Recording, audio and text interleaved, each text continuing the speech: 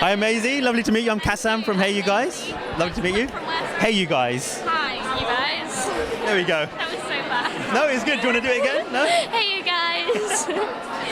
Excellent. Now, I was just speaking to Maxine and she was telling us how you stayed in character on the film. Yeah. Is that a regular approach for you? Well, I don't know what is a regular approach. I think it's different with different roles that I'm playing. For this, I don't think Lydia's exactly light-hearted, and I like to see myself as quite a joker and don't take myself too seriously. But Lydia's like the complete opposite in that sense. So I didn't really want to be on set dicking about hey Maxine and having fun, because then you'd roll and it'd be so intense. So I guess I stayed in it a little bit. But Carol, our director, told Maxine, she said, don't talk to Maisie, keep a distance. I don't want you to have a great relationship, because obviously our characters are supposed to not even know each other. So every day I'd be like, oh, so how was your day? What you been up to? She's like, yeah, it's all right. I remember just being like, what is your problem? Oh my God. So I think the reason why Maxine thinks that I was in character the whole time is because I was just miserable, because I thought that she hated me. I'm sure she doesn't. Now, also in terms of creating a relationship with the other girls as well, how did you go about doing that? We all stayed in a house together during shooting. So we stayed in this a zillion bedroom house, and lots of us had our own rooms. There was a couple of us that were sharing. Me and Florence, who plays Abby, had different rooms, but every night we just share a bed and go to sleep together. We had such a strong relationship, and it was so important for the film. And when she wasn't on set, I was totally lost. I was like, my best friend isn't here. And she was fantastic to work with, and is such a beautiful, beautiful girl, and made it so much easier to do this movie. And so in terms of creating friendships with the girls, we don't secretly hate each other. These girls mean so, so much to me. And we have heart-to-hearts all the time. And it was just wonderful, because for all of us it was a weird point in our lives. A lot of them, it was their first sort of breakout roles, first proper movies. And so for all of us, we were like, how are we going to go back to school? Talking about all these things that worried us, and it was nice to have that naturally without us trying to bond. I understand that Florence was a huge fan of Game of Thrones beforehand. I know, and I had no idea. A lot of the time when I meet someone, I can tell. I can just because they treat you a bit differently. They don't mean to, but they do. I had absolutely no idea. And then after our first meeting, she told me, she said, oh, I'm actually a fan of the show, and I know who you are. And I was just, even still after that, I didn't think that even though she told me that, I just forgot all about the fact that she watches me on television, and because she was so normal and treated me just like a normal person, and that is really all that you ever want, because that's all that we are. People like to put famous people on a pedestal before they've even tried to be a bitch, try and single people out before we've even proved ourselves to be different, and we're not. We're just normal people. Have you found it difficult to break out from that role, and was it that attracted you to this film, because it's a very different character?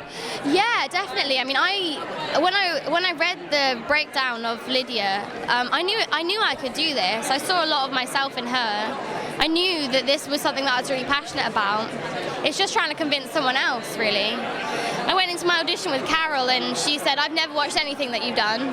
And I remember being like, shit, what am I going to do? Because she'd never seen anything, and I literally had to prove myself in this one meeting. She said, no, I watched the interview with you, and I was really intrigued by that. And I love that, because it means that in my interviews, obviously, I'm being Maisie, and I love that she saw Lydia in me, rather than thinking, oh, she did that, so she'll be able to do this, Someone actually took the chance to look at you as a person rather than the character that you're playing, and made her judgment on that. And I was so grateful, because now I knew I could do this, and so did she. Excellent. Well, I am a big fan of the show, so I want to ask you, what can we expect from the next series, and are we going to see a return of Jacques and Hada, who we last saw in the second series? Well, if you want to know, 4 episodes have been leaked, so you can go and have a look at them if you want to, but I strongly advise that you don't. And anyone who tweets me oh, I know what happens to Arya in the first 4 episodes, I'm like, block. I don't need that. No, you watch it like everyone else. No, coming up in the new season, she's with new people.